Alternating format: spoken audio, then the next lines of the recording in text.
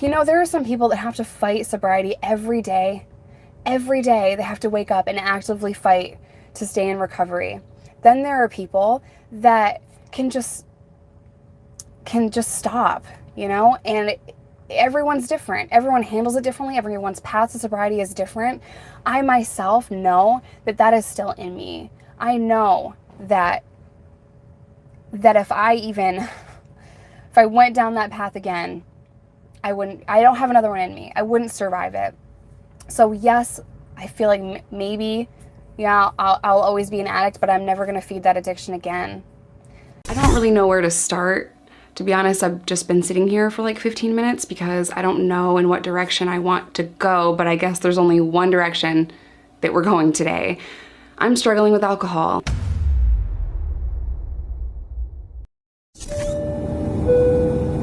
Ladies and gentlemen, we have begun our descent into Truth City. Please turn off all portable electronic devices and fasten your seatbelts as we prepare for landing.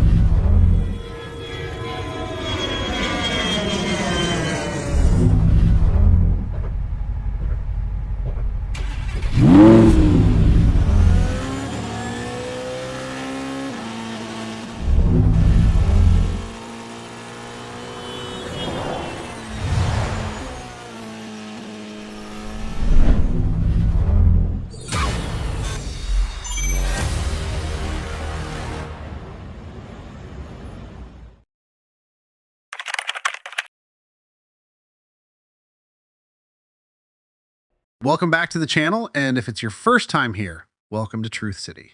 Throughout this video, we're going to take a deep dive into Jessica Kent's descension from long-term recovery back into active addiction. Most of you are familiar with the fact that Jessica relapsed on alcohol in April of 2022.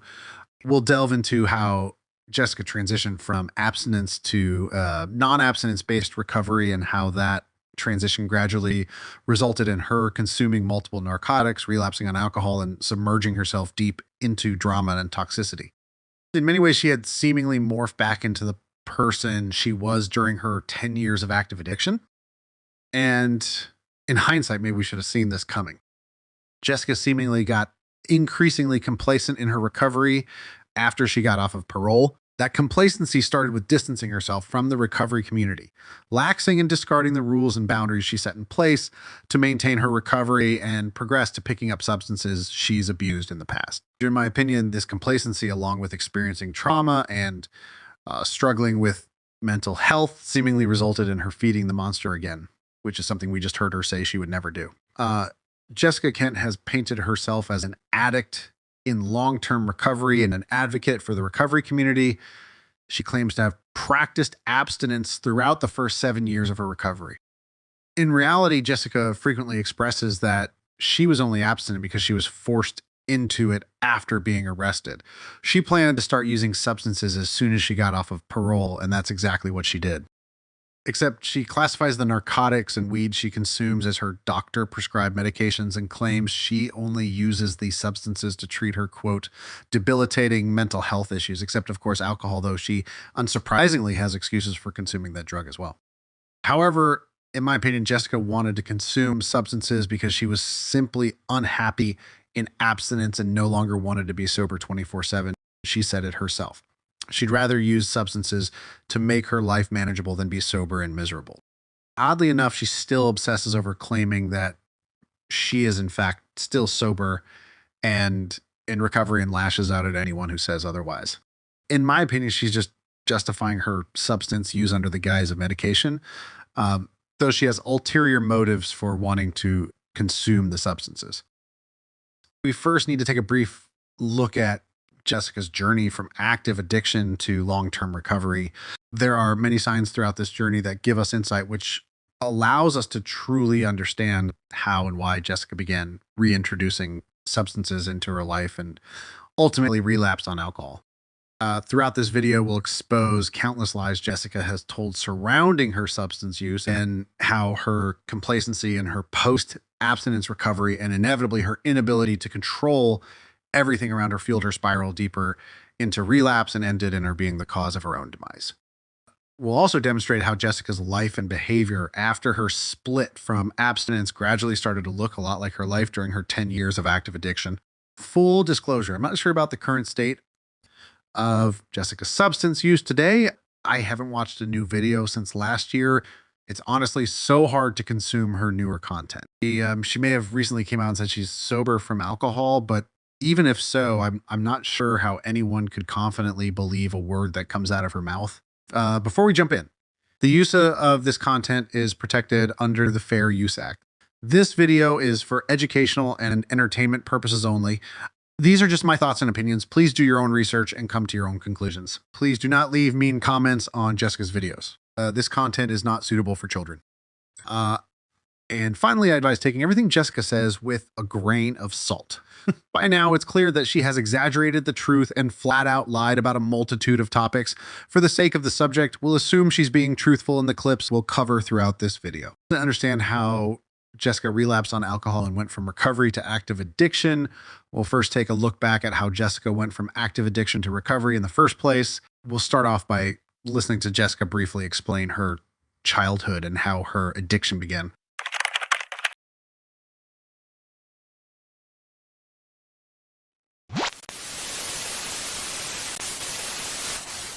My childhood honestly wasn't even a childhood.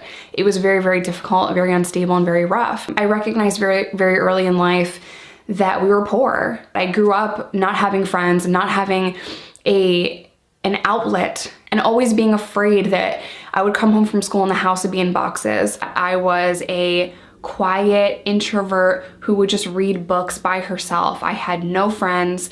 I was a child that felt completely alone in the world and that needed someone to come along that understood me and understood what I was going through and who I was as a person. I was 11, maybe 12. I would constantly fight back when people would bully me, and I stood up for myself, and more often than not, I was the one to get in trouble for standing up for myself. I very quickly just started to be so anti-conform, and I'm gonna do whatever I wanna do. I just kind of very quickly started to be like, well, fuck the system. While Jessica paints herself as an innocent victim who was bullied in school because she was poor, she also often contradicts herself by explaining how she was snobby, had a bad attitude, and thought everyone else was beneath her.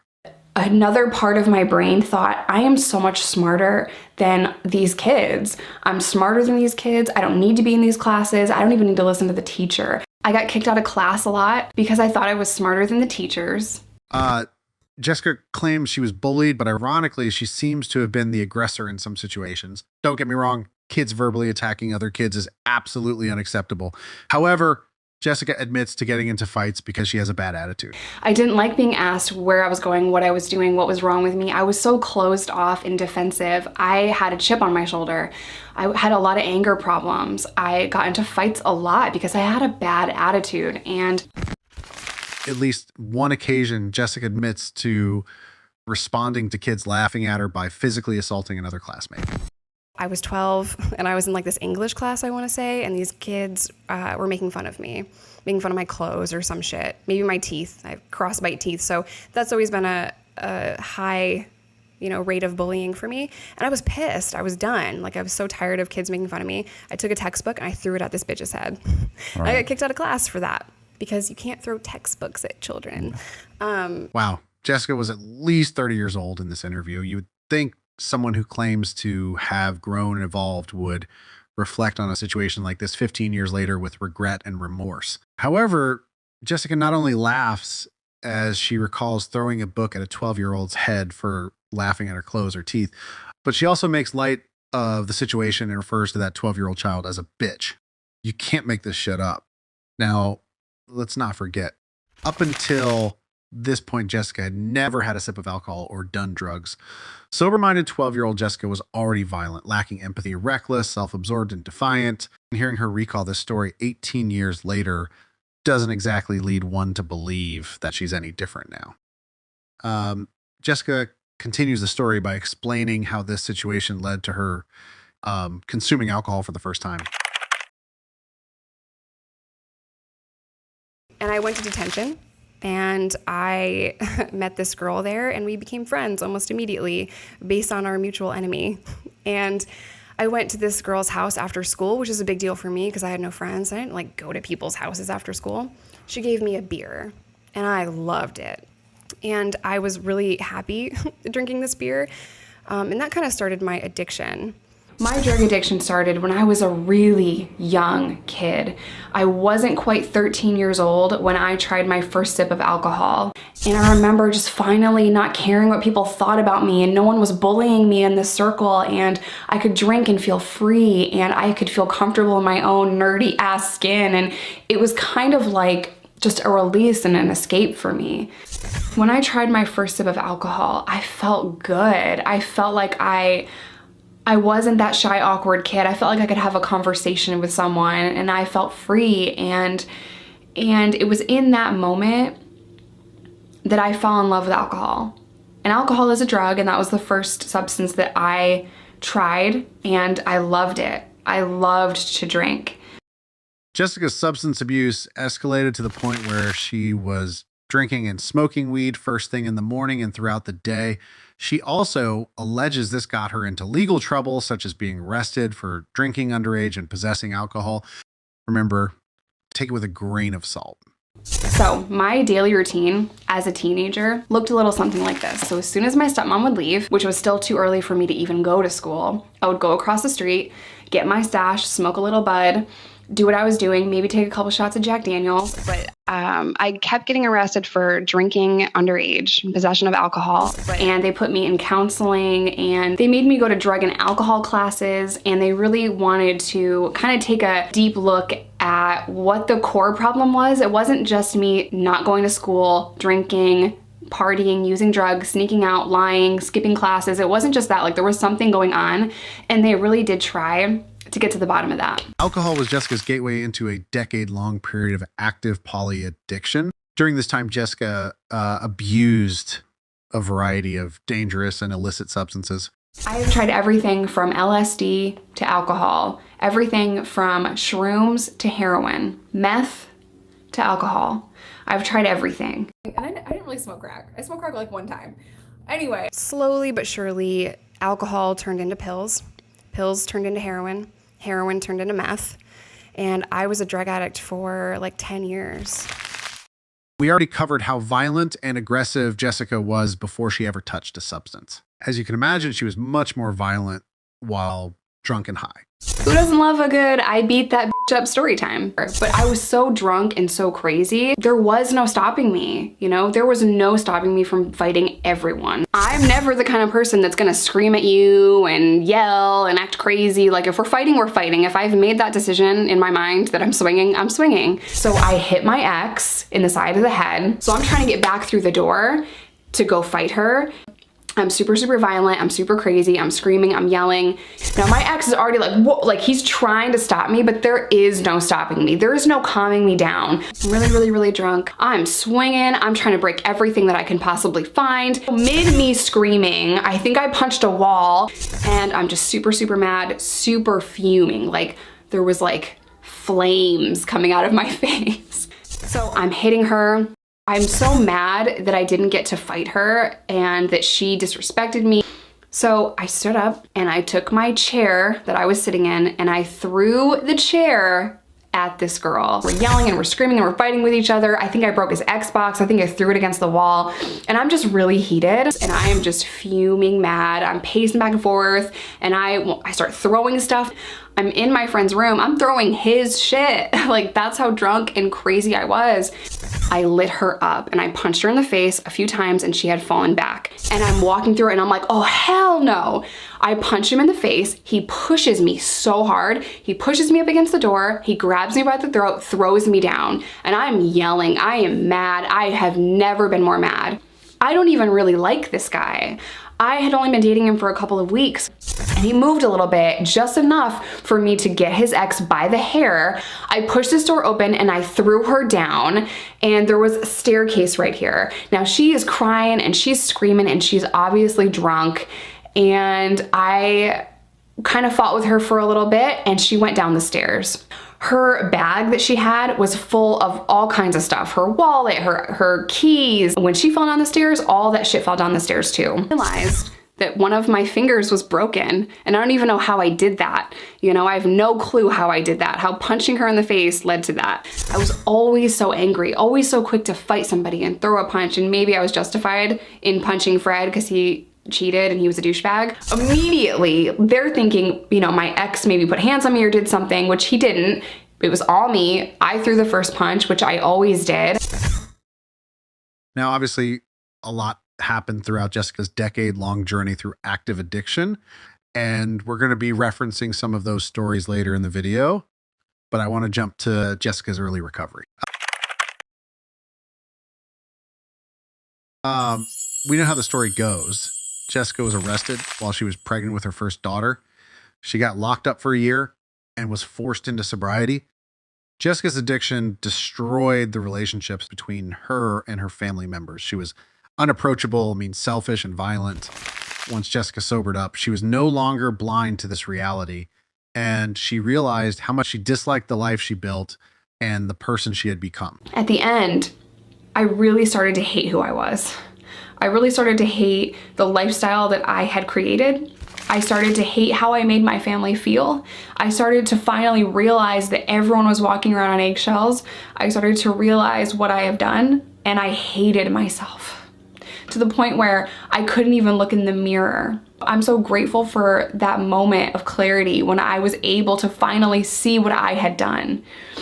It took time, but I was finally able to see the life that I had created, and I hated it.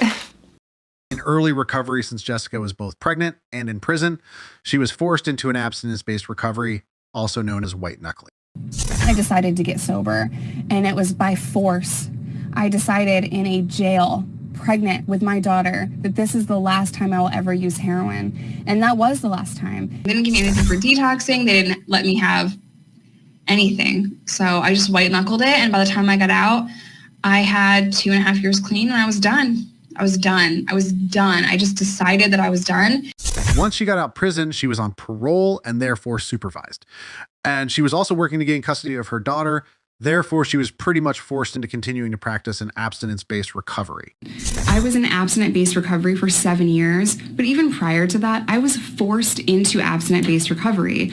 Probation, parole, prison, you know, they forced me into abstinent-based treatment. They forced me into abstinent-based programs like AA and NA. According to Jessica, she set boundaries to maintain her recovery, but she didn't follow a program like the 12 steps or participate in many meetings. In fact, she seems to confirm she believes her success in long-term recovery was largely attributed to force and healthy distractions, most significantly, going to prison and having a child.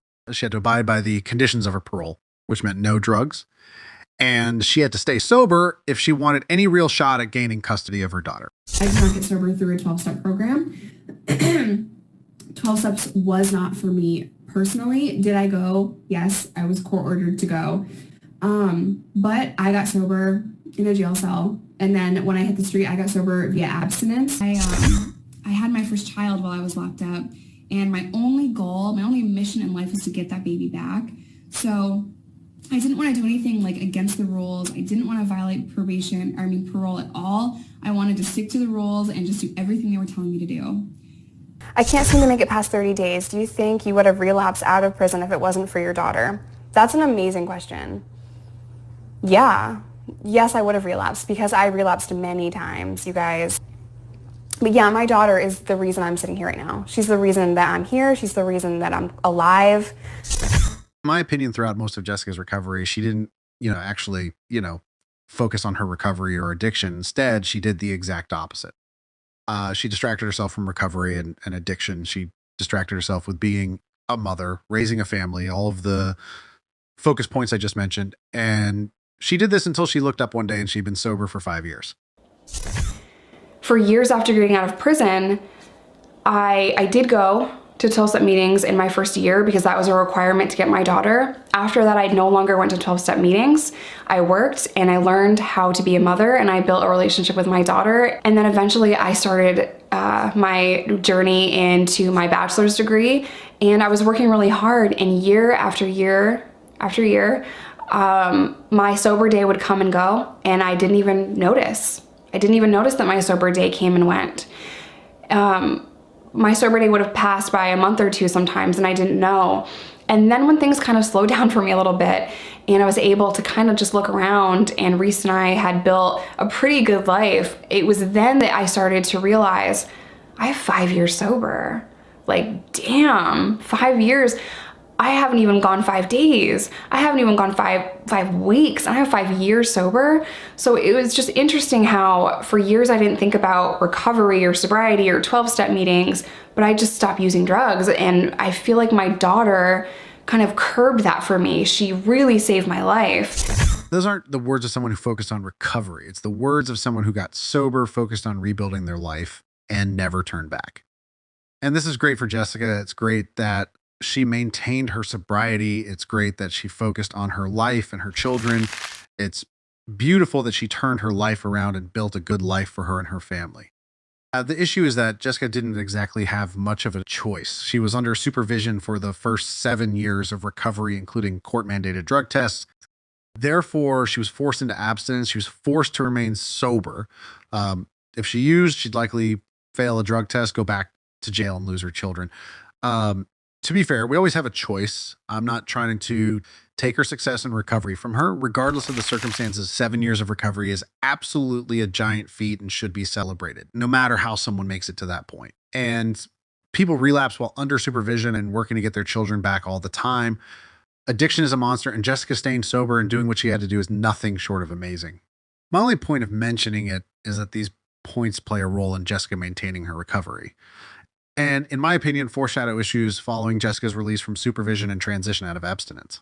Jessica admits that without the supervision and prospects of gaining and keeping custody of her daughter, she may have relapsed. Also, there is a consequence to not focusing on your mental health and triggers within recovery, especially within early recovery.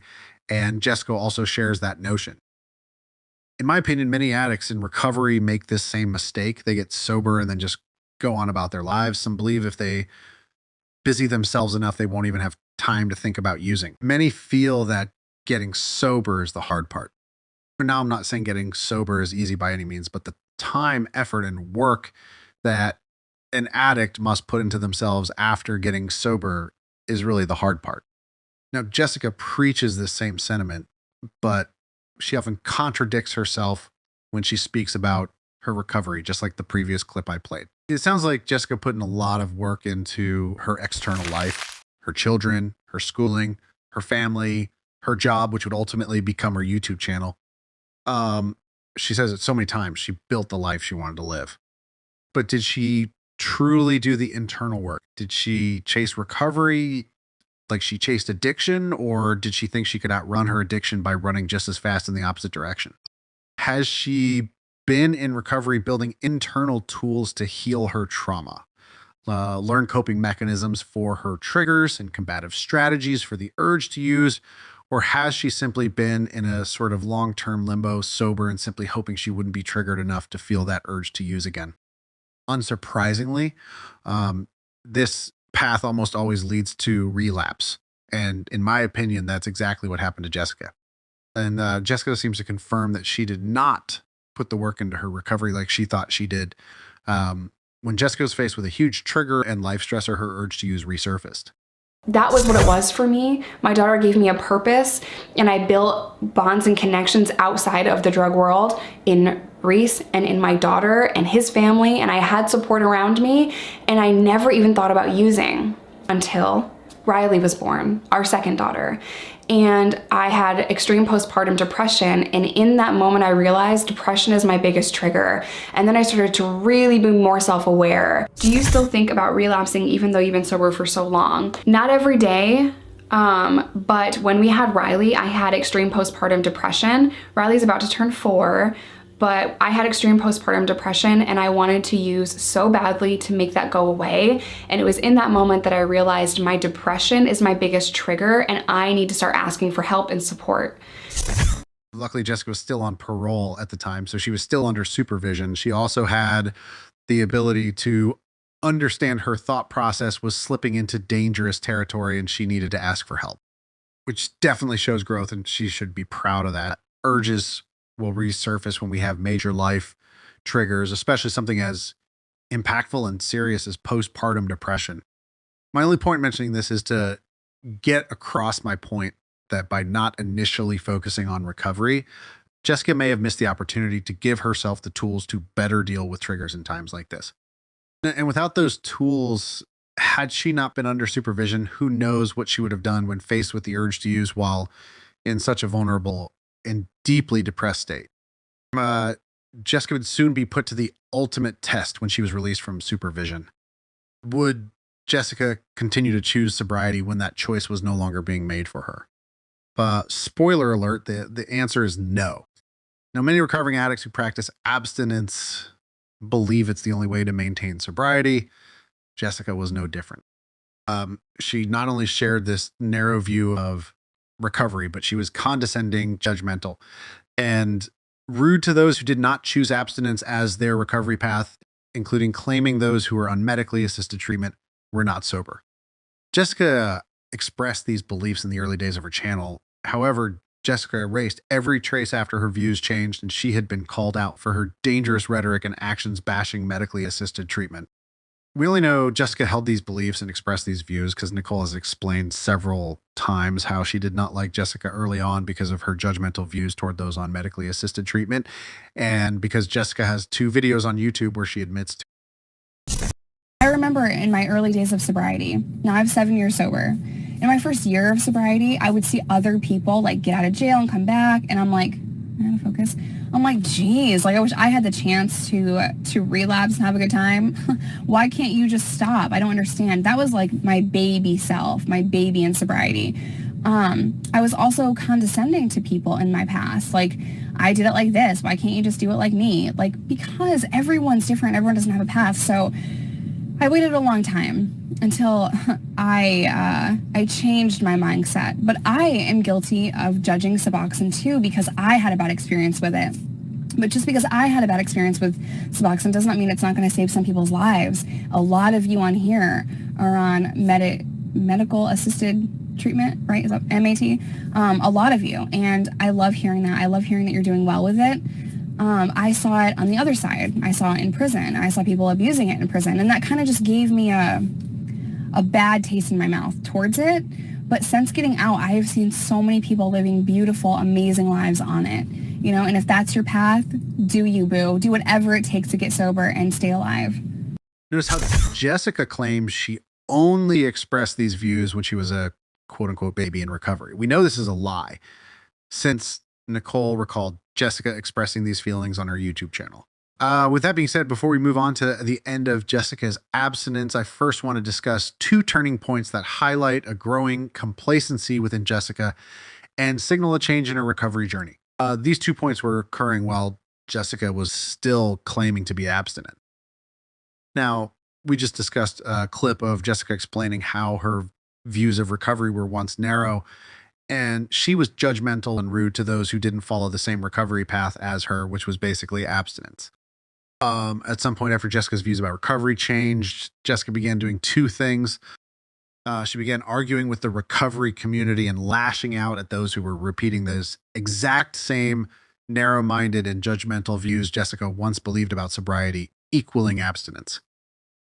First of all, it doesn't matter what medication that you were taking. You were sober. Don't let those people make you feel like shit. We all have different paths to sobriety. And it's really none of their business what kind of medication you're taking. And I'm just going to compare this to heart disease, okay?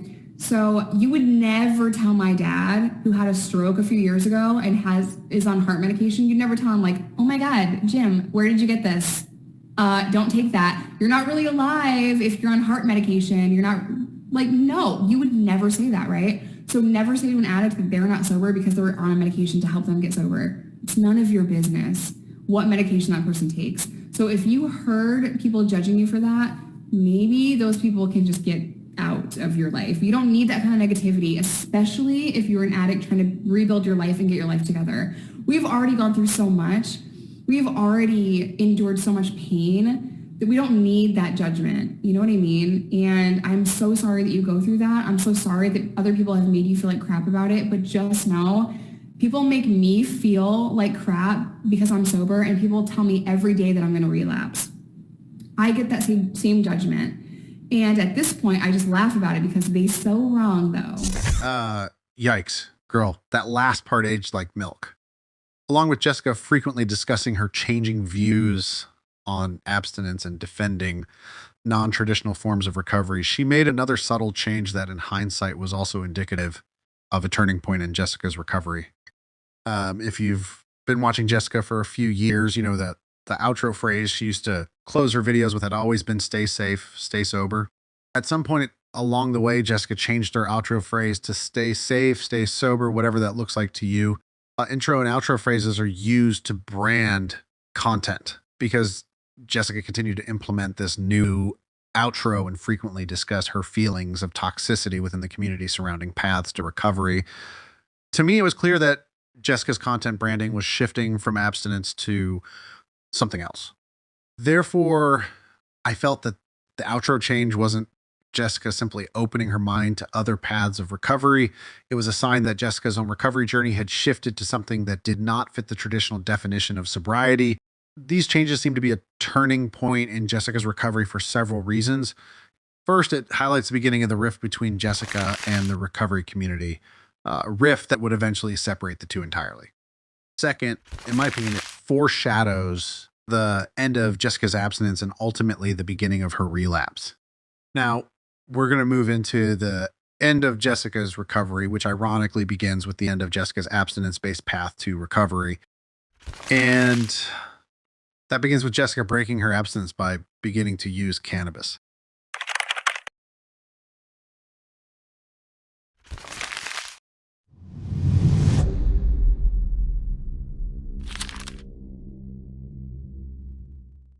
First and foremost, if you've been watching me for a long time now, you know that I have PTSD, depression, anxiety, and insomnia.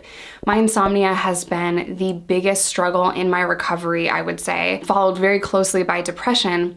My depression was always my biggest trigger in my active addiction, and I try so hard to combat that in every way possible. But it started to be increasingly more difficult because my insomnia took over. Well, I had finally had enough and I decided I need to ask for help, which in my opinion is one of the strongest things you could do. So after years of really struggling and that struggle being increasingly more difficult for me, I decided to take that leap and I decided to use cannabis in recovery. Stay safe, stay sober, whatever that looks like to you, because there is no wrong way to recover. I noticed several things while watching Jessica's I Smoke video. As soon as the video started, she immediately began to lay a foundation of her mental health struggles to explain why she smoked cannabis. She felt it important to communicate that cannabis was her medicine, most likely so that she would receive less criticism about her use. This is a pattern we have seen throughout Jessica's escalating relapse. Each time she uses a new drug, she classifies it as her medicine and uses that as some type of proof that she is still sober. I also noticed that Jessica did not disclose when she began smoking cannabis. However, she does insinuate that she began within the last few months by referencing a video she made about insomnia 6 months prior. For everyone that is concerned that this is going to be a gateway into relapse, please know that I am so much better than I was 6 months ago when I posted that video on insomnia. As mentioned, Jessica's main justification for using cannabis is that it treats her insomnia. If Jessica began smoking cannabis before she made a video discussing how bad her insomnia was, then that justification is invalid. I was unable to find her video about insomnia. However, I began searching to identify if Jessica ever specifically disclosed when she began smoking cannabis. Turns out she did, and this video would come back to bite her. 18 months ago or so, I got a medical marijuana card for my PTSD, insomnia, and depression, and that has been so helpful to me.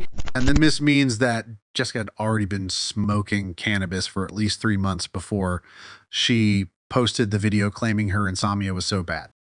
Therefore, she was either lying about suffering from insomnia or she was lying about using cannabis to treat her insomnia. Now, the dwindling ride or die cult may argue that maybe the cannabis didn't start working to treat her insomnia until after she made the insomnia video. Maybe she started off smoking sativa and had better results treating insomnia after recently switching to indica. How long did it take you until you noticed the changes? The first day, I noticed that I was able to go to sleep. So day one. Well, there goes that excuse. Like, girl, just say you like to smoke. Who freaking cares? It's no big deal in my opinion, but Jessica made it a big deal when she lied for no reason. Not only does this mean Jessica was being dishonest about her reasons for using cannabis, it also means that Jessica kept her cannabis use from her community for at least 8 months. Don't get me wrong. It's fine if someone doesn't want to publicly disclose that they're taking a substance. However, not only is Jessica's brand supposedly transparency, but Jessica herself outed Mindy for not disclosing that she was taking substances.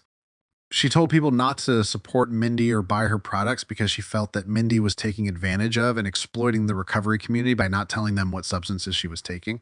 But now that Jessica is the one not disclosing what substances she's taking, the people critiquing her for not being transparent are apparently toxic, and she's yelling at everyone to, quote, mind their freaking recovery. I seriously don't understand how Jessica keeps a straight face while spewing such BS. Manipulation and gaslighting 101, but untreated ASPD be like that. Anyway, her reasoning for using cannabis and her lying to her community by omission isn't the only thing Jessica lies about in regard to her cannabis use. Did you have any worries about becoming dependent on it? I genuinely don't worry about that. I really don't at all. And not to say that does not happen to people. It's just not how I view it, nor is it a problem for me whatsoever. I am very responsible with my use, like I've mentioned, and I was never dependent on it ever, and I've smoked my whole life. I never thought that this was compromising my sobriety or my recovery. That wasn't even a thought in my head. I just thought, like, I'm gonna feel weird. That was my main concern. Gosh, I'm just gonna feel so weird and uncomfortable doing that because I had been sober for so long. But I'm not worried about becoming dependent on it because I had never been dependent on it before. In the previous clip, Jessica is claiming she was never dependent on weed. Her previous videos contradict this. And I became obsessed with the process of detoxing my own body so that I could smoke. And that is like super unhealthy, super crazy that I had worked that out in my mind. Instead of not smoking, I felt as though I couldn't do that because my anger was so bad that if I didn't smoke, I would become aggressive. Jessica's totally that person who can't stop talking about herself and lies so much that she forgets her other lie. She also admits that she did, in fact, have concerns about smoking weed based on her past, though she presents an interesting excuse for how she rationalized ignoring those concerns. I was a little bit nervous to have that conversation with him just because of my past. And then when I realized that my nervousness comes from propaganda and complete blatant lies about cannabis, I kind of pushed that to the side and started smoking. Not sure how her concerns based on her own past were a result of propaganda. That sounds awfully contradicting. Most of Jessica's community was supportive when hearing about her cannabis use. However, there were a few who called her out and told her she could no longer claim to be sober.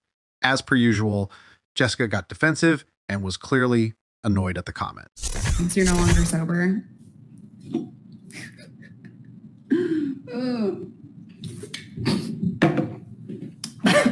Fuck, that's what I get for thinking I'm cool. I'm just like spilled everywhere. You can try to put me in that box and tell me that I'm not sober and put me down and demonize cannabis, which is my doctor prescribed medicine, all you want. It is my treatment for mental health. It has been my treatment for mental health for going on 2 years now, maybe a little bit longer. And I'm doing really well with it. Do I struggle? Yes. Is that okay? Yup. Am I shooting heroin? No. Jessica's response to being told she's no longer sober for using cannabis is especially ironic because, well, let's just play the clip. It's going to make my life manageable, and there is absolutely no reason that I should be sober and miserable. That misery leads to relapse. She can't say that she'd rather use cannabis than be sober and miserable, but simultaneously claim to be sober while using cannabis. Jessica never understands she can't have it both ways. I have 2 videos on my channel that equate to nearly an hour of clips of Jessica directly contradicting herself and flat out lying. Part 3 coming soon, by the way.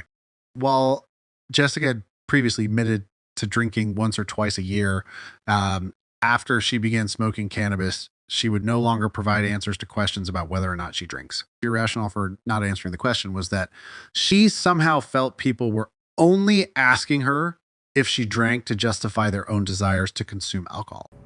You drink? Do you? Do you drink? Do you drink? I'm not going to answer that because sometimes I feel like when people are aggressively asking me if I drink, I feel like they're trying to get an answer so that they feel that it is okay for them. She would also bash alcohol while discussing how beneficial cannabis was. Alcohol is worse than weed. Alcohol's the fucking worst. It's the worst. Alcohol's the worst shit ever. The damage it does to your body, the way that it affects everything. During this time, Jessica would often justify her cannabis use by explaining how pills were not an option because of how bad she was addicted to pills.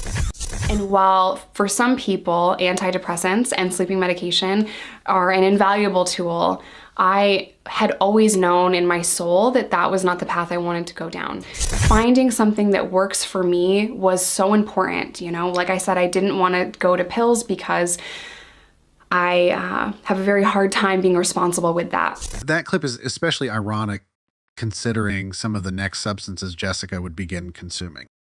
Jessica would go on to make videos and do interviews and podcasts about her transition to using cannabis for her mental health, including the reaction from her supporters and the recovery community.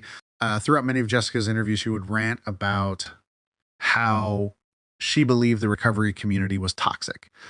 She claimed that many of the community's members were not accepting of recovery paths outside of abstinence. In the coming months, she'd release another video echoing the same sentiments and further distancing herself from the recovery community and, in my opinion, recovery in general.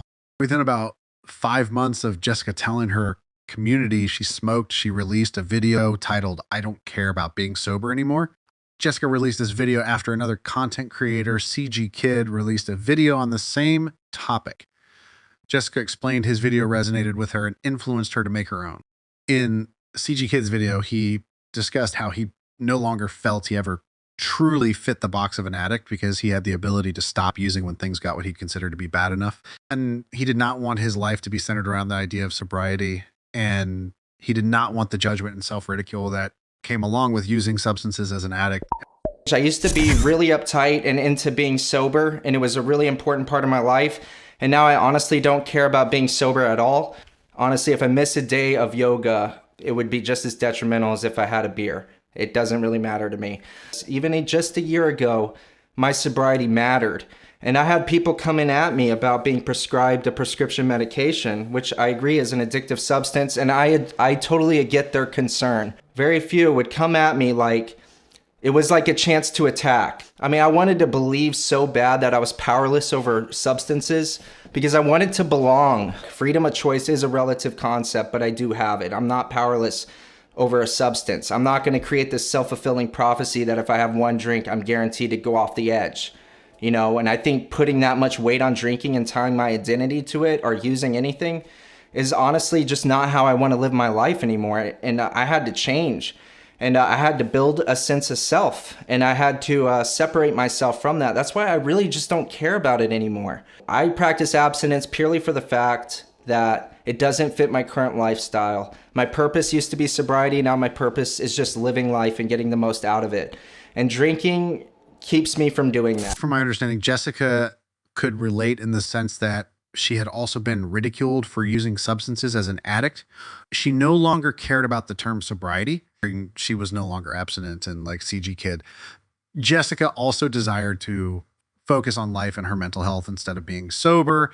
And of course, Jessica is going to jump at any opportunity to rant about how toxic the recovery community is. So a good friend of mine fairly recently made a video titled "I Don't Care About Being Sober Anymore," and his name is CG Kid, and I have so much love and respect for him. He has gone through a lot, and he's very intelligent and very smart, and when he came out with that video and I heard his perspective, everything just started to click in my head because I felt what he was saying in my soul. It's interesting, Jessica said that once she watched CG Kid's video, everything started to click and she felt what he was saying in her soul, because CG Kid's video was largely about him no longer considering himself to be an addict. If CG Kid doesn't consider himself to be an addict, then him not caring about sobriety isn't alarming. However, Jessica was an active addiction for 10 years. She was an intravenous heroin and meth addict. Addiction is very much so part of her story, and recovery should always be one of the biggest priorities in any addict's life. So it's quite alarming that her mindset in recovery aligns with the mindset of someone who doesn't even believe they're an addict.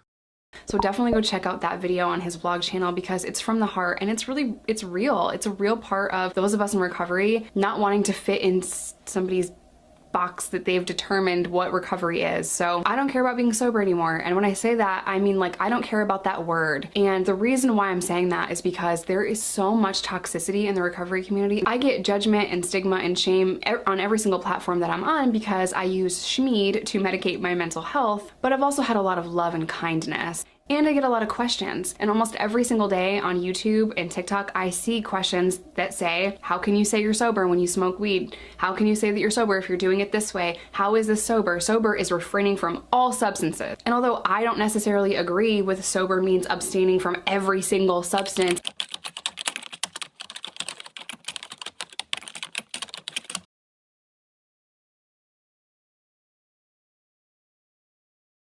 there are some people that are pretty hardcore when it comes to substances entering their body, and I completely understand that. If that is what is keeping you happy, healthy, alive, and in recovery, then by all means do that. But abstinence is not the only way, and abstinence does not work for everyone. Now, I have an open mind when it comes to recovery. It isn't one size fits all. Everyone is different. There are many paths to recovery, and we shouldn't cast judgment on those who choose a different path. However, some people choose to echo those sentiments as a justification for their own bad habits. Also, if someone is publicly lying about their recovery, especially someone who used to tear down others for taking the path they're now walking, that person may deserve some judgment. Prescription or not, if you are a recovering addict who is consuming several mind-altering addictive substances, you are stepping over the boundaries of recovery. Also, there's a difference between non-abstinence-based recovery and relapse. Jessica tries to blur the lines by boxing all the substances she uses into a category of medicine, but she was playing with fire. And in hindsight, it isn't surprising that she got burned. 2 months after making her I Don't Care About Being Sober video, Jessica would disclose she'd added a new drug to her list of quote-unquote medications. To no one's surprise, this disclosure came with more contradictions.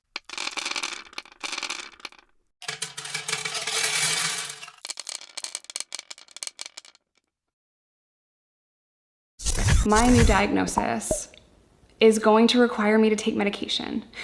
And I don't know why I'm crying. I don't know why I'm crying. It's just overwhelming because for years, I thought that I would be okay without medication. My new diagnosis is ADHD. It has made my everyday life so unbelievably difficult and so hard. I've been struggling with this for so long. And okay, seriously, I can't even watch this shit, and I'm not going to force you to, so I'll sum it up for you. Jessica pretends to cry while telling her audience she was diagnosed with ADHD and how hard her life has been to manage because of it. A new diagnosis and a new medication to go with it. Some good old Adderall. Shortly after, Jessica uploaded another video cherry picking questions about her ADHD and complaining how people are concerned with her taking Adderall and pills in general as a former meth and pill addict. I was one of those people, largely due to Jessica's own concerns as she was justifying her cannabis use. So I just decided I need to see a doctor. And I knew, and I was very open and transparent with him, that taking pills is such a trigger for me. Even having a prescription pill bottle on the counter is a trigger for me. But for me, I know that I can't just take a pill today, because if I take a pill today, I will take 20 pills. And no, that does not mean I can't take Advil. I can't take narcotics, and I can't just turn it off. Not even 6 months prior to Jessica's ADHD diagnosis video, she was adamant that cannabis made her life manageable. She felt so much better. She cannot be prescribed a pill because she was triggered by just the sight of them.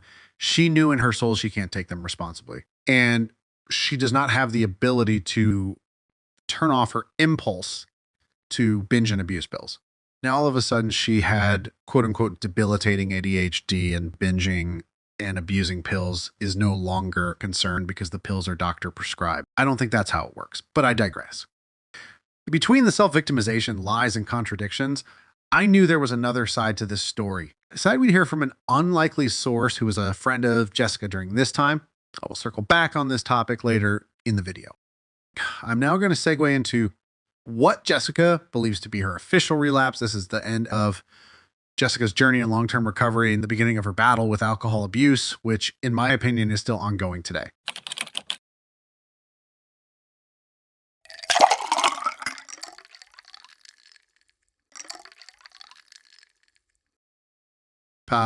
Before I jump into Jessica's alcohol relapse, I wanted to preface it by saying Jessica was struggling with more than just alcohol during this time. Jessica and Reese were no longer getting married. And although she had not opened up about it yet, she would eventually allege that Reese relapsed on snow, ice, and alcohol and began to domestically abuse her.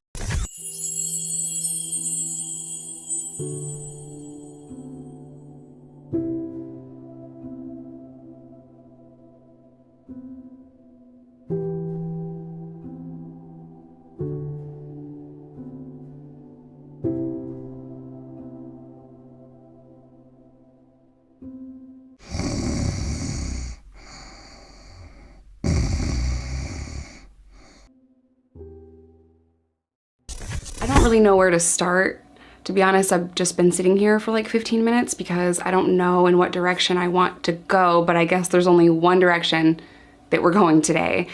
I'm struggling with alcohol. So throughout my 10 years in recovery, I've had a couple of drinks here or there every 6 months at dinner or something. I never bought liquor and brought liquor into my house. But 2 months ago, something happened and I was using alcohol as a coping mechanism without even realizing it. And just progressively, it got worse and worse. So I wanna say roughly for like 30 days or more, like 35 days, I was drinking every single day. I even broke my knuckle. I've not punched a wall since I was in my active addiction from hard drugs. So the fact that it got that bad was part of my wake-up call. I kind of want to talk about my recovery because I think that's a really huge component here. I have 10 years in recovery from heroin, meth, and pills. I don't think that having a rough couple of months takes that away.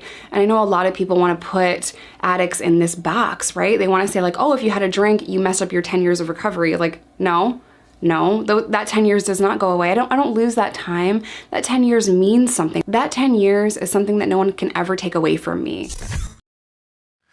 First, I want to say that this video made me sad the first time I watched it. I felt for Jessica, I felt bad for her struggles and admired her for acknowledging that she had a problem and respected her courage to discuss it publicly. And I was truly rooting for her to recover. I agree with her to this day that no one can take those 10 years of recovery away from her, even though during the last 3 years of her quote unquote recovery, she was using cannabis, taking Adderall, and occasionally drinking alcohol. Once an addict is actively abusing a substance, they're no longer in recovery, they're in a relapse. It doesn't matter if that substance is her previous drug of choice or not, but in this case, despite Jessica's denial, alcohol was absolutely the main drug she abused multiple times throughout her 10 years of active polyaddiction.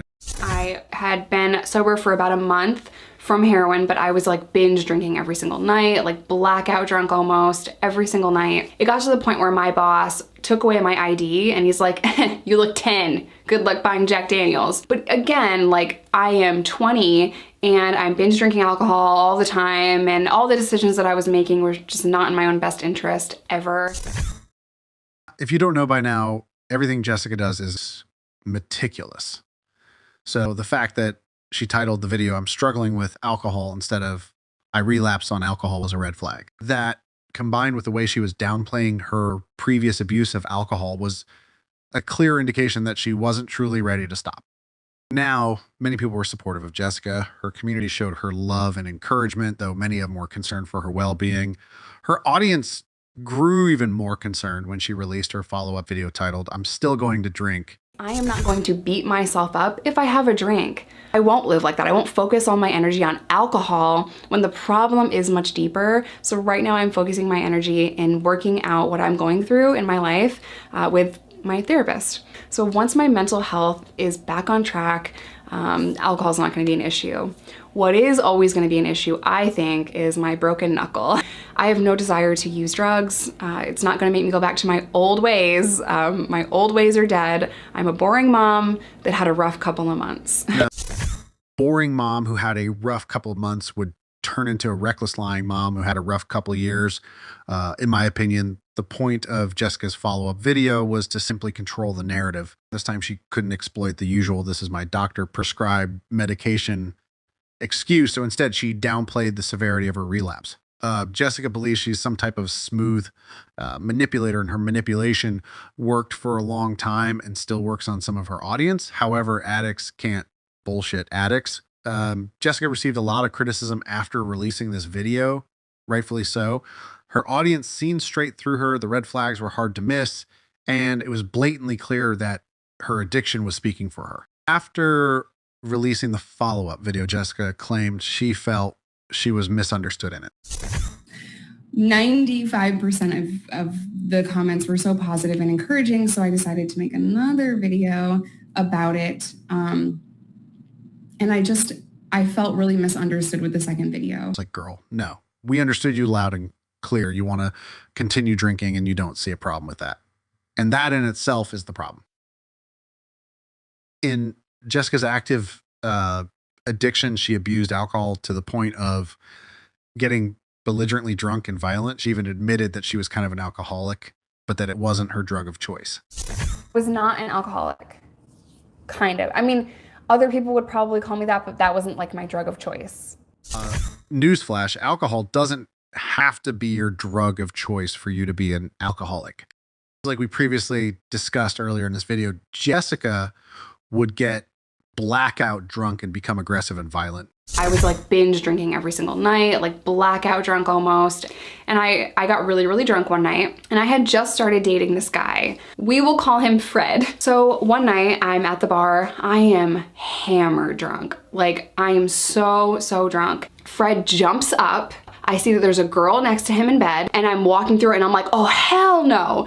I punch him in the face. He pushes me so hard. He pushes me up against the door. He grabs me by the throat, throws me down, and I'm yelling. I am mad. I have never been more mad. So I'm in my friend's room. I'm throwing his shit. Like that's how drunk and crazy I was.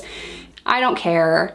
You know, I really didn't care, but I was so drunk and so crazy. Like there was no stopping me, you know, there was no stopping me from fighting everyone. And I was usually a pretty happy and fun drinker, but my temper was always so fast, like 0 to prison real quick. So I stood up and I took my chair that I was sitting in and I threw the chair at this girl. Who throws a chair? Who throws a folding chair at another person in a meeting for your job? Like who does crazy stuff like that? Me. Me, because I was so out of my mind. You know, like I had a lot of anger issues that I was working through. Substances made it so much worse. It's embarrassing, if I'm being honest. So after a night of hanging out with a friend and crying and drinking and using my DOC, which at that point in my life was heroin, I was messed up and I decided to walk home. I wasn't so messed up that I didn't know what was going on. I have a very clear memory of this night. And she's like, oh, what are you gonna do? And says one more crazy thing to me. And before she even gets what she's saying out, I lit her up and I punched her in the face a few times and she had fallen back. Now, I'm never the kind of person that's gonna scream at you and yell and act crazy. Like if we're fighting, we're fighting. If I've made that decision in my mind that I'm swinging, I'm swinging.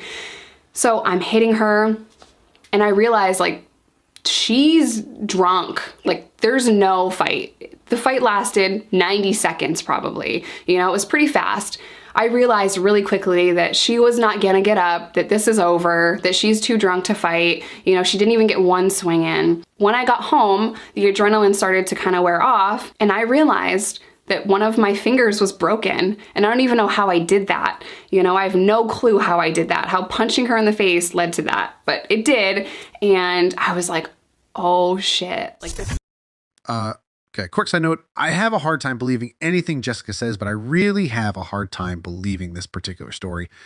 She claims she has a vivid memory of the night in question and that she was drunk and high and got into a fight with a woman who was also drunk. A quote unquote short fight of only 90 seconds. First, 90 seconds is absolutely a long time to be fighting someone. It is exhausting to exert all of your energy for 90 seconds straight, and a lot can happen in that time. The part that truly blows my mind is that Jessica states she was beating this woman for 90 seconds straight, hard enough to break her finger, and that the woman did not even get one hit in. That isn't a fight. That's a violent assault. So either Jessica is an unhinged animal or she's exaggerating. And although I do believe Jessica's a violent person, I'm going to go with the latter. There was a reason I prefaced this video by saying, take everything Jessica says with a grain of salt. Anyway, yeah, that doesn't sound like someone who should ever feel comfortable picking up a drink again. And even in her abstinence, Jessica knew drinking was a slippery slope for her. I really like wine. I'm Italian, but I don't drink wine. I don't drink any alcohol right now. So I feel like if I had wine or alcohol in the house every day, I would be drinking it every day. So that's kind of why I don't do that. This just speaks to how Jessica was level-headed and at least somewhat honest with herself while practicing abstinence. This was a rule she set in place to protect her sobriety. It was only until she quit practicing abstinence that she violated that boundary and nearly every other boundary she had in her abstinence. Jessica was protecting her addiction at all costs, just as she had always done. It was clear she had reverted back to the way she described herself in active addiction. I want to articulate where my headspace was at that time. I loved my drug addiction. For a long time. I would defend it, I would fight for it, I would do anything for it. My drug addiction was part of who I was. I didn't know how to live without a substance. And I was very protective of this drug addiction because it was me. I thought in defending my addiction, I was defending who I am. It's my choice to live the way that I'm living. It's none of your business, and I will do whatever it takes to get my next fix. And you are not going to tell me how to live. I believe the only reason Jessica decided to admit she was abusing alcohol in the first place was because on that day, Jessica thought she was done. This was a stark contrast to her follow-up video where she says she's not done and she is not focused on sobriety from alcohol. Whatever the reason was, it wasn't genuine because Jessica went right back to bullshitting, abusing alcohol, and lying to her community about it. Jessica is now consuming at least 3 mind-altering substances: cannabis, Adderall, and alcohol. These substances in combination are dangerous as alcohol potentiates Adderall. All the while, Jessica was still claiming to be sober and teetering back and forth between admitting she relapsed and claiming she didn't relapse. It was clear she was not only lying to her community, but she was lying to herself. And for someone who no longer cared about being sober, she sure was obsessing over controlling the narrative and trying to convince everyone that she was sober. Jessica's alcohol relapse continued for nearly 2 years after releasing those videos. Obviously, last year we found out just how bad Jessica's life had gotten. She was still in an alcohol relapse. She was being accused of doing drugs. She was separating from Reese and accusing him of abusing her after his relapse. She was in an online drama with Mindy and countless other content creators and public figures, and she was always clearly irritable and constantly demonizing the recovery community for saying she wasn't sober.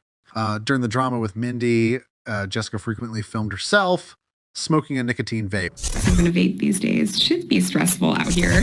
She also exposed that she had added another mind-altering substance to her list. This time it would be gabapentin, an addictive drug used to manage nerve pain and often prescribed off-label to treat anxiety.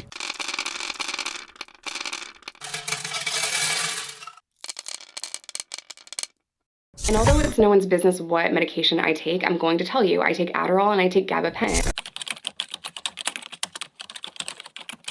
There's an entire subreddit dedicated to gabapentin users who abuse the drug to get high. Gabapentin is classified as a narcotic and controlled substance in 7 states in the US. It has high potential for abuse due to the euphoric feelings the drug produces. In fact, it is the most abused non-controlled substance in prisons. As mentioned, it's a controlled substance in 7 states, and it is not considered a controlled substance in 43 states. Nicotine is an extremely addictive, mind-altering substance. Ironically enough, studies show it can increase ADHD and insomnia symptoms.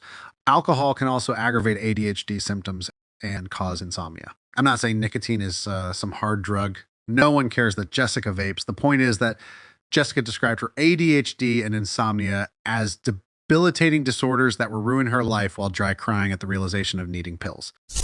And my insomnia was so excruciating because obviously sleep deprivation leads to so many other things, right?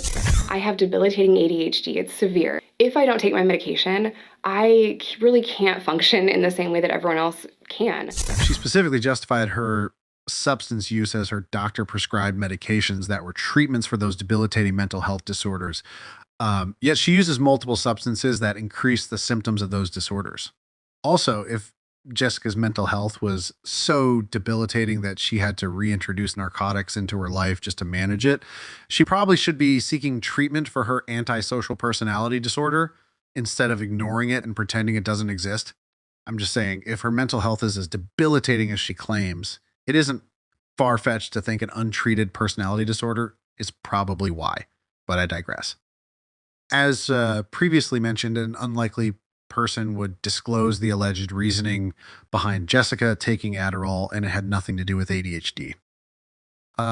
Many of you are familiar with Mindy Scorpio. For those who aren't, Mindy is a content creator who was once good friends with Jessica Kent until shit got real back in early 2023. Mindy has made a laundry list of accusations against Jessica. The accusations I'm going to briefly cover are related to Jessica's substance use. I'll also touch on accusations from a few other public figures. However, I want to preface this by saying that, in my opinion, there are no heroes in this story. I'll leave it at that. These are screenshots from the now banned Reddit page, J. Kent Snark. Left-hand side is a screenshot from Mindy verifying her identity. On the right-hand side is a screenshot from a comment Mindy posted on the sub. Not only does Mindy allege Jessica doesn't have ADHD, she also alleges Jessica pretended to be diagnosed with the disorder to seek drugs. The comment reads, I think she is still drinking. She doesn't have ADHD. She wanted to try one of my Adderall and she loved it. And that's how the whole thing began. She sought out to get the medication after taking some of mine. Now, on December 3rd, 2021, Jessica released her video claiming to have been diagnosed with ADHD.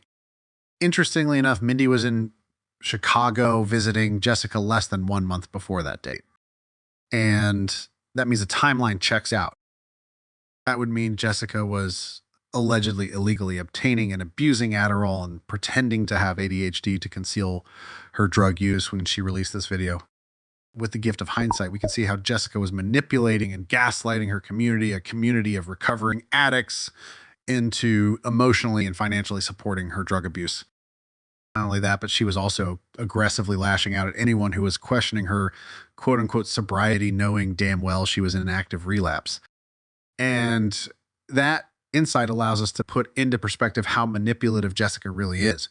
This is the behavior of a dangerous and demented human being. It's flat out sick. And unfortunately, Mindy's accusations don't stop there. And another comment, Mindy alleges Jessica told her she smoked ice while writing Jason's D that Jessica illegally bought drugs off the street and that Jessica bringing Adderall into the home is what triggered Reese's relapse. Jessica allegedly relapsing on Adderall and bringing it into their home with her children doesn't only mean that Jessica relapsed before Reese. It also means Jessica put her children in danger and jeopardized her fiance's sobriety, which would be the spark that lit the flame of a series of unfortunate events, including Reese's own relapse. If that wasn't disgusting enough, Jessica exploited Reese's relapse for attention and financial gain by parading him on her YouTube channel. Jessica was exposing he had relapsed, all the while knowing she had not only relapsed herself, but that she shared the blame in the circumstances that caused his relapse. While Jessica would, of course, not admit she doesn't have ADHD and that she relapsed on Adderall, she would eventually disclose Reese had taken her Adderall. Except she would do so without taking an ounce of accountability and instead playing victim by claiming Reese stole her Adderall and was the reason why she obtained Adderall off the streets. And for I delve deeper into the topic of Adderall, I want to touch on Mindy's allegations of Jessica relapsing on ice, also known as crystal. Mindy was not the only one in Jessica's circle who accused her of relapsing on ice. Jen Cutting, Jessica's once good friend, had also hinted that Jessica relapsed on ice. She posted this comment on the late Luke G's live stream here on YouTube. And this comment, Jen, alludes to Jessica relapsing on ice, Jessica's drug of choice toward the end of her 10 years in active addiction. In the following phone call audio, Jen Cutting shades Jessica for using ice and sleeping with drug-addicted convicted felons while her kids are in the house.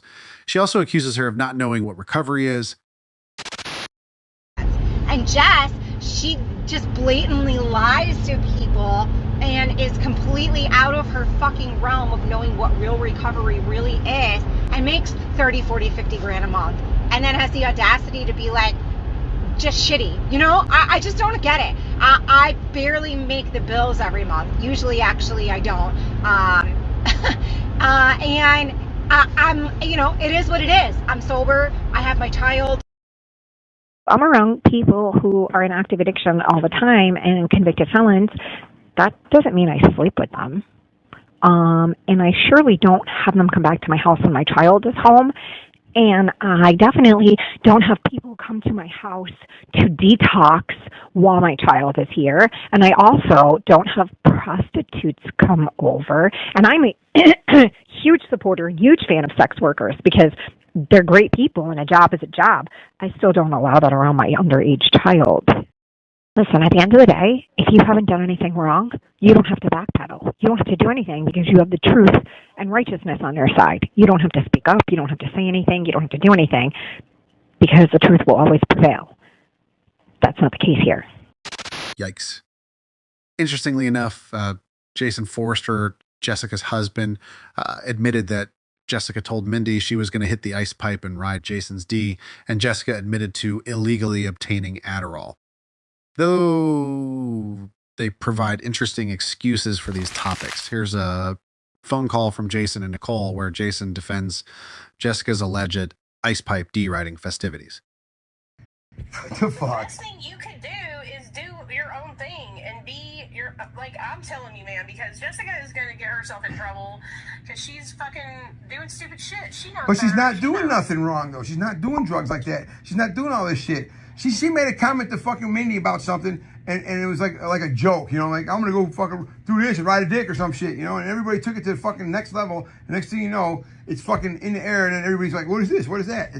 Well, you know, it wouldn't be that big of a deal if she wouldn't act so fake on her YouTube channel. Okay, let me tell you something, though, Nicole. I'm wrong. I'm gonna say this, and I'm wrong, and I don't care what anybody thinks or whatever. Isn't that stuff all fucking make-believe anyhow? Isn't it all for entertainment purposes?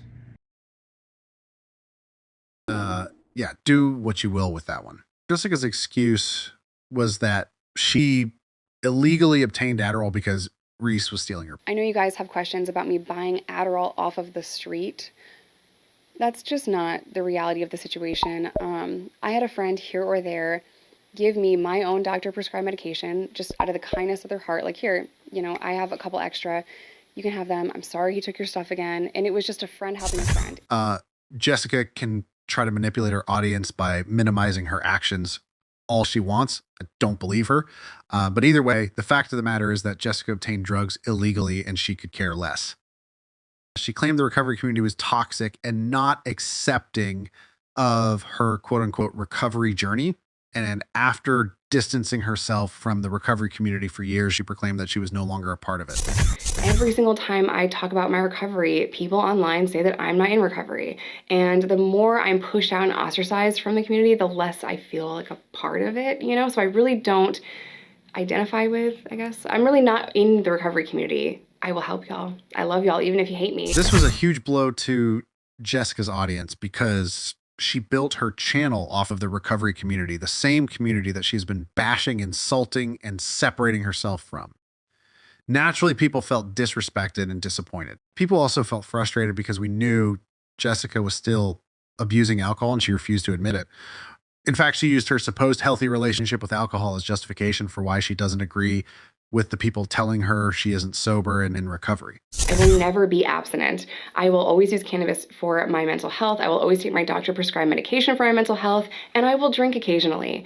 And saying that after struggling with alcohol last year, people tend to be very caught up in that. And let me just say that addiction has very little to do with the substances that you're taking. It has everything to do with your relationship to it. If I can have a healthy relationship with alcohol, cannabis, and my doctor prescribed medication, and I'm living my best life and my brain is okay, and I'm going to therapy and I'm doing all of the things I need to do to survive my own mind, then I think personally that I'm in recovery. 2 weeks later, Jessica would upload a video where she would try her hardest to appear that she was genuinely taking accountability for her obnoxious behavior and deceitfulness.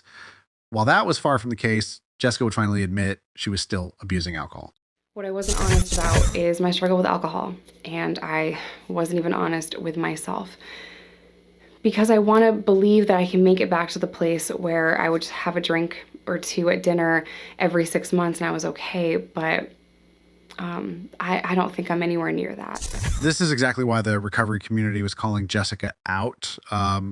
She was justifying her substance use by claiming she was treating her debilitating mental health disorders and that she had a healthy relationship with alcohol. In reality, she was taking substances that aggravate those supposed debilitating disorders and still actively in an alcohol relapse and lying about it, all the while manipulating and gaslighting the recovery community and calling them toxic for telling her the truth. Jessica's complacency after getting off of parole and ending her abstinence was a recipe for disaster. She went from 7 years of abstinence to admitting to consuming at least 5 mind-altering substances: cannabis, alcohol, nicotine, Adderall, and gabapentin, the last 2 being narcotics. She also allegedly admitted to doing illegal drugs such as ice with her husband, Jason. Her actions, attitude, impulsivity, deceitfulness, and violent and reckless behavior seemingly mirror the person she was in her first period of active addiction, the person she had claimed to hate so much. Jessica violated nearly all of the rules she set in place to maintain her sobriety. She was spiraling deeper and deeper into the oblivion of active addiction, and she was protecting her addiction at all costs. I want to articulate where my headspace was at that time. I loved my drug addiction for a long time. I would defend it, I would fight for it, I would do anything for it, and I was very protective of this drug addiction. And these kinds of things are very difficult for me to share online because I naturally want to protect something that I love and that is working for me. But again, my brand is not stay sober and stay miserable. My brand is transparency. She's lashing out at anyone who was concerned about her substance use or said she wasn't sober. She was constantly irritable, angry, and easily set off, cursing out anyone who told her the truth about herself. And because of my mental health diagnosis, which I've talked about on this channel before, taking any kind of substance like heroin, pills, anything like that, it took my mental health and made it so much worse. I was mean, I was violent, I was angry. And like I said, you're not gonna tell me anything. This caused problem after problem after problem after problem in my life, but I was so blind to what I was doing. You're not gonna tell me, you're not gonna shame me, you're not gonna bully me, you're not gonna judge me, you're not gonna take my addiction away, you're not gonna come in between me and my drugs. If you're part of a community that makes you feel like shit and they judge you and they shame you and they make you hate other people, maybe fuck those people a little bit. You know what I'm saying? Maybe if you're part of a community that is that toxic and just dead set on hating other people, maybe that's not the best place to be. You know, I think a lot of times when it comes to the recovery community, they're like, you need to be accountable. Yeah, in places you feel safe. If people are telling you that you're not in recovery because you're taking medication, whether that is a plant or a pill, if they're telling you you're not in recovery and you shouldn't take your medication, then they really don't care if you live or die, so maybe fuck those people a little bit. Addiction is wiping out this generation. So for people to get online and nitpick other people's recovery, that is not okay. And that is not the community that I'm in. I believe in harm reduction. I believe in minding your own motherfucking recovery and doing what's best for you and your mental health. Love you guys. Her behavior was vile, obnoxious, and unhinged behind the scenes. A complete 180 from the way she behaved on camera. She was attacking content creators, falsely copyright striking their content, doxing their personal information. She was obsessing over everything that was being said online about her, stalking her snark page and spiraling because she was losing control of something she absolutely had to have over everything in her life. She lost thousands of subscribers. She lost multiple friends, and other content creators were distancing themselves from Jessica. Subsequently, because I was so aggressive about you're not going to tell me anything, that cost me relationships, it cost me jobs, it cost me family members, and I really started to drive a wedge in between everyone that cared about me, and everyone around me was walking on eggshells because they didn't know what they could and could not say to me. I could snap at a moment's notice. So, I will tell you that I have been very worried about Jessica at times. As a person in recovery, I think I have been very worried for her at times.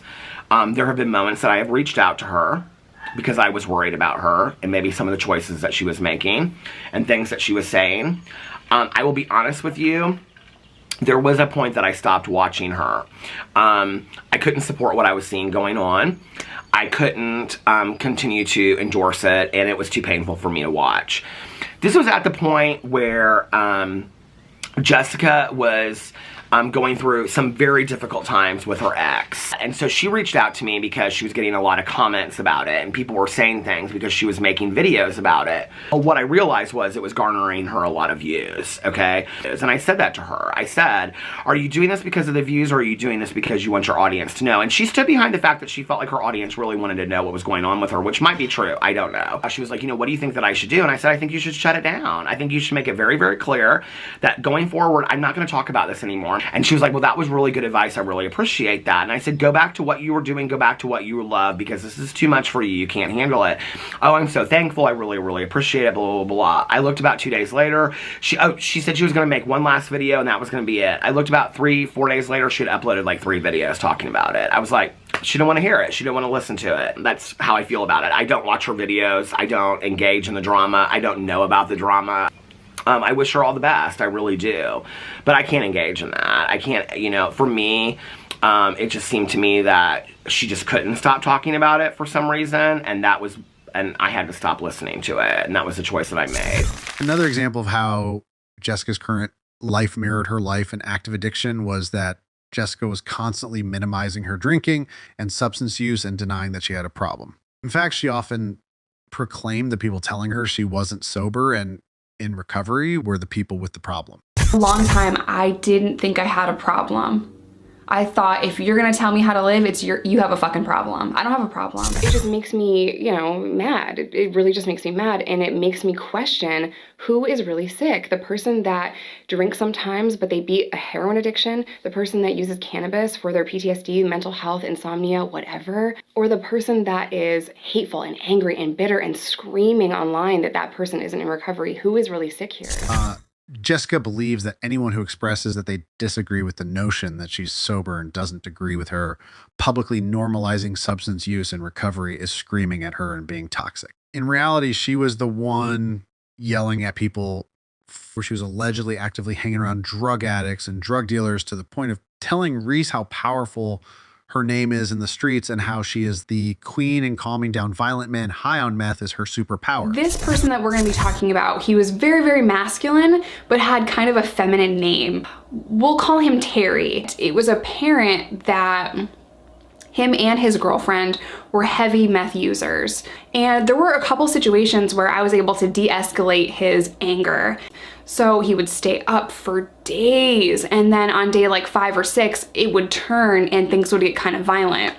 But kind of out the gate, other people started to realize that I was kind of good at calming him down. You know what, Jessica? You should have never fucking came for me. Here's a text message from Jessica to Reese a couple days ago. I thought you guys might enjoy. Ride or die crew.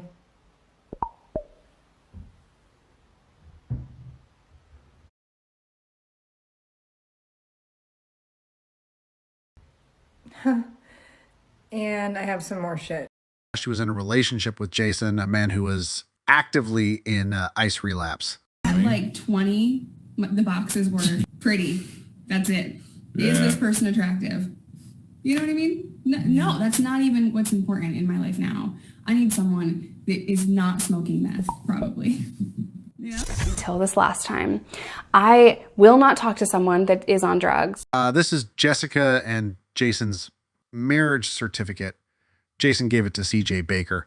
Jason was in an active ice relapse during the time they were together. In January of this year, Jessica publicly admitted she married Jason on Dopey Podcast, episode number 448.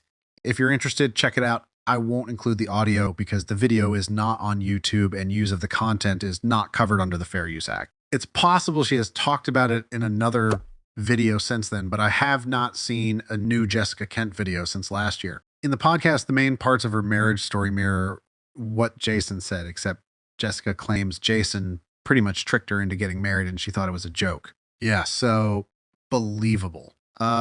Jessica has spoken publicly about Jason's relapse on ice. Jason alleges Jessica punched him in the face when he left rehab. According to Jason, the abuse didn't stop there. This isn't exactly surprising, as Jessica admitted she was physically and emotionally abusive to her partners during her 10 years of active addiction. She was also extremely controlling. Earlier in this video, we covered 2 examples of Jessica abusing her partners. And I also covered her abusive nature in this video that is posted here on my channel. But here's a quick clip. Immediately, they're thinking, my ex maybe put hands on me or did something, which he didn't. It was all me. I threw the first punch, which I always did. I basically paid for his entire lifestyle. Everything from the shoes on his feet to the apartment that he was living in. I paid for all of it. The weed that he smoked, the drugs that he did, the clothes that he wore, the cigarettes he was smoking. I paid for all of it. And I didn't do that out of the kindness of my heart. I mean, I did care for him, but it was also a means of control. And I was just such a shitty person. I knew that he would always come back to me no matter what happened because he didn't really have anywhere else to go. He didn't have anyone to help him. He could never get a job because he was a felon. Jessica also alleged that she was forced to marry her alleged abusive boyfriend when she was 18. Her physical abuse against her partners and impulsively getting married are 2 more examples of how her current life mirrored her life during her 10 years of active addiction. In active addiction, Jessica had also been obsessed with winning, whatever she considered that to be. But there was also this dynamic of, I have to win. I have to win and you can't have him and he's mine and it's about winning. Like, what? I believe the whole winning obsession came into play in 2023 when Jessica refused to take accountability for relapsing and lying. It's almost as if she thought everyone who was trying to hold her accountable would have quote unquote won if she took accountability, which in my opinion is backwards. But what do I know? I'm just a talking drop of water. Another example of Jessica mirroring her life in active addiction was that Jessica had admitted to recently punching a wall while drunk, something she frequently did in her previous active addiction. Now, again, I was a very angry, very temperamental person, and I was always punching holes in the wall. So my knuckles, I felt as though they were like permanently swollen for a while and they just looked gross already. So now I couldn't even differentiate between is this the wall that I punched a hole in a week ago or what happened? With your alcohol can make you think you're in control when you're not. Oh yeah, no, for sure. Things got hard. I realized that things were bad with that when I sustained a boxer fracture for the millionth time in my life, but the first time in 10 years that I punched a wall. It won. I hit on the stud. I'm like, that's weird. Why didn't my fist go through the wall? And I hit it again. Yeah. Good job. Good way to think it through. Now I'm about to punch a wall. Stop cursing. No, I have not smoked all day. I'm about to flip the out. Smoke what? Weed. What do you think? I haven't smoked all day long. What are you going with? You need drug rehab? No, not really. I like to smoke about this time of the day. And all this is keeping me to where I can't go do it. Now, I'm gonna go do it. Janelle, no. You're strung out on weed? Obviously that last clip is a joke, but it is pretty ironic. Poor Mama Kent. Some additional examples of how Jessica's current life mirrored her life in her 10 years of active addiction are that she was hiding her substance use and and lying to her community about it. She was unable to wake up without a substance. She was exposed for lying to her community countless times and refused to take accountability for those lies. She was consuming multiple substances and participating in illegal activity by illegally obtaining drugs and doxing her critics online. It's clear she has been on a destructive path that has once again landed her deep in the grips of alcohol addiction and polysubstance abuse. On a road she told us she would never go down again because she would never be able to come back from it. You know, there are some people that have to fight sobriety every day. Every day they have to wake up and actively fight to stay in recovery. Then there are people that can just stop, you know, and everyone's different. Everyone handles it differently. Everyone's path to sobriety is different. I myself know that is still in me. I know that if I went down that path again, I don't have another one in me. I wouldn't survive it. So yes, I feel like maybe, yeah, I'll always be an addict, but I'm never going to feed that addiction again. I don't know if that answers your question. I just know that everyone's different and everyone handles it in a different way.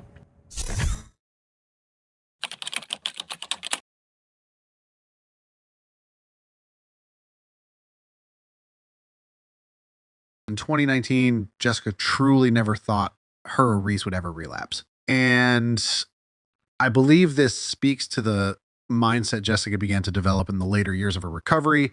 I believe it's why she began to get complacent, stop practicing abstinence, and lax the rules she set in place to keep herself sober. I think she was conflicted. It seems she felt that she had beat addiction, but also deep down, she knew that monster still lived inside of her. Unfortunately, only a few years after, Jessica expressed how she didn't believe her or Reese would ever relapse.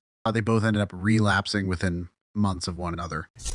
You worried one of you will relapse again? No. And I think that's like truly have to work it every day, day in and day out. However, for me and for Reese, we're very, very set in our sobriety. We're very set in our recovery. I never worry about relapsing or Reese relapsing. I feel like we're okay.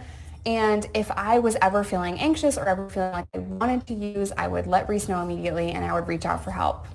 I don't believe that Jessica ending her abstinence was the sole cause of her relapse. As I previously mentioned, Jessica did not focus on her mental health in her early years of recovery, and this is something Jessica openly admits and preaches about. You know, I think in the beginning, I was so focused on getting my daughter, so focused on paying my bills and staying on the right track, staying away from bad people, not selling dope. I was so focused on that still I was not treating my mental health. Over time, I couldn't white knuckle it anymore, you know, and why should I have to, right? When you don't focus on recovery and address the trauma and issues that led to your use, it's often only a matter of time before life happens, triggers you, and takes you back to square one. I will say that it's possible that Jessica and Reese would still be together if she'd never stopped practicing abstinence. As mentioned, according to Mindy, Jessica relapsed first by using some of Mindy's Adderall. Reese relapsed on the Adderall Jessica brought into their house. So yes, maybe if Jessica had still been abstinent, she would not have relapsed. Reese would not have relapsed, and Jessica's life would look a lot different right now. I do not believe Jessica ever truly changed. I have no doubt she lacks empathy and the ability to rationalize. She cannot see herself as anything but a victim, when in reality, she is the perpetrator. Those types of people rarely change because they lack the self-awareness to even acknowledge their sociopathic behavior. Everyone else is a narcissist, not Jessica. Everyone else has a problem, not Jessica. This is how her brain works. She has admitted this time and time again, except she claims that person is who she used to be. In reality, Jessica herself has proven that person is who she was, who she currently is, and who she will always be. Before I end this video, I want to briefly speak on something. I have no hate toward Jessica Kent. I don't personally know Jessica. I have a perspective of who Jessica is from the lens of an outsider. However, the high majority of my opinion on her comes from her own words and actions on camera, not some quote unquote smear campaign. That's why most of my content is straight from the horse's mouth. Jessica wants the internet to believe people only critique her or have something negative to say about her because of Reese, Mindy, Tracy, Nicole, Jason, CJ, Britt, or whoever. She's always playing victim and pointing the finger at someone else like she has no culpability. She lacks the self-awareness to see how her actions and behavior led to her demise. Jessica makes a lot of great points when she's discussing addiction recovery, or even how people have acted toward her. However, it's hypocritical coming from her because she has contradicted every point she tries to make. She's mad people question whether or not Reese abused her, but made over 8 videos questioning Amber Heard's claims of domestic violence. And she made those videos while Reese was allegedly abusing her. She's over 10 hours of content about Reese allegedly abusing her while simultaneously having videos on her channel admitting that she was controlling and physically and emotionally abusive to her partners in the past. I can go on and on. I have over an hour of clips of Jessica directly contradicting herself and lying.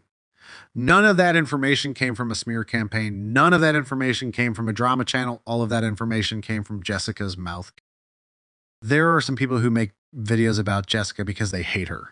To be honest, I steer clear from consuming that content. I don't hate Jessica. I just dislike her dishonesty, and I see through her fake persona and manipulation tactics. I create these videos to try to combat the false narratives Jessica perpetuates. She is obsessed with controlling everything and everyone around her, including her public image and the narrative surrounding her life.